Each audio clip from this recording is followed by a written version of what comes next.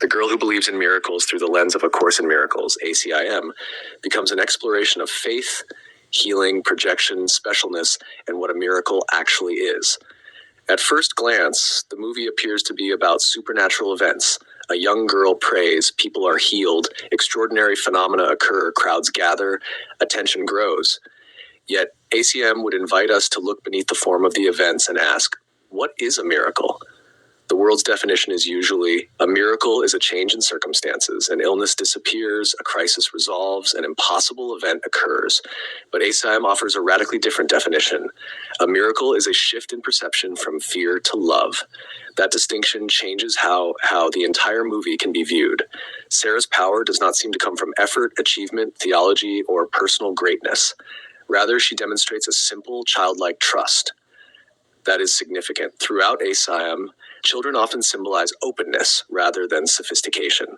The ego believes spiritual advancement comes through complexity. Spirit often enters through simplicity. Sarah repeatedly asks uncomplicated questions and maintains a willingness that many adults have lost. In this sense, she represents a mind less burdened by cynicism. The adults around her provide an interesting contrast. As reports of healing spread, many reactions emerge: wonder, hope, fear, doubt, excitement, possessiveness, commercialization. The healings become a projection screen. Everyone begins seeing their own beliefs reflected back. This mirrors a central AM teaching. The world does not tell us what to think. We project meaning onto it. Some people see a saint, some see a fraud, some see a celebrity, some see a threat. The event itself becomes secondary to the interpretations surrounding it. One of the most important themes in the movie is specialness.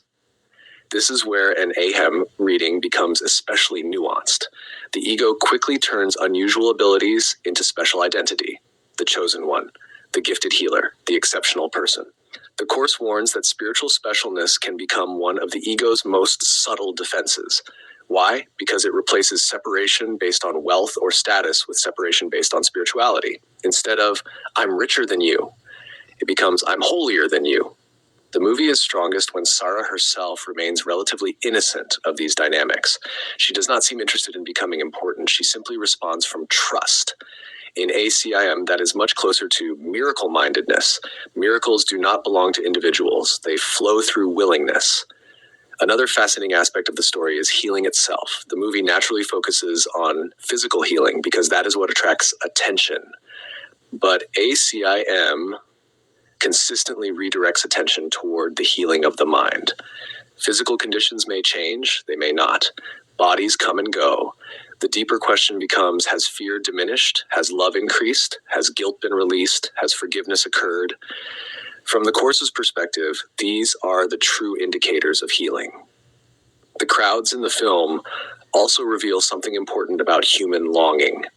People desperately want evidence that something beyond the ordinary exists. That longing is genuine, yet the ego often seeks proof in external phenomena. ACIM suggests that the greatest miracle may be much quieter: the release of a grievance, the end of self-condemnation, the willingness to forgive, the recognition of innocence where guilt was once projected. These shifts rarely make headlines, yet they transform experience completely. The film's emphasis on belief raises another subtle point. The title itself speaks of believing in miracles. Would gently deepen that idea. The goal is not merely believing that miracles happen. The goal is becoming willing to see through miracle-minded perception. Not, can extraordinary things occur, but can I see through love instead of fear?